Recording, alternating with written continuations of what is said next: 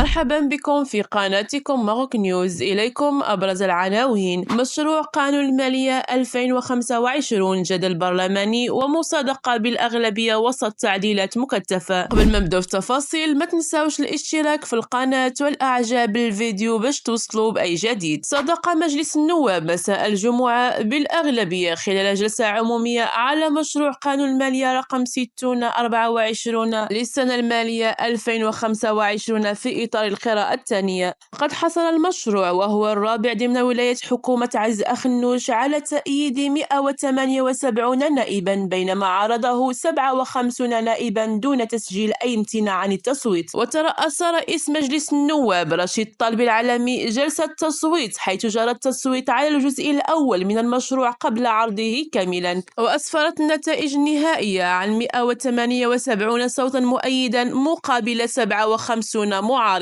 وفي وقت سابق من نفس اليوم وافقت لجنة المالية والتنمية الاقتصادية بمجلس النواب على المشروع خلال قراءة ثانية، حيث صوت لصالحه 26 نائبا مقابل معارضة 11 نائبا. جاء ذلك بعدما أحيل المشروع إلى اللجنة عقب موافقة الغرفة الثانية عليه. وكان مشروع القانون قد عاد إلى مجلس النواب وفقا للمسطرة التشريعية بعد أن صادقت عليه الغرفة الثانية بالأغلبية خلال جلسة عمومية عقدت يوم الخميس.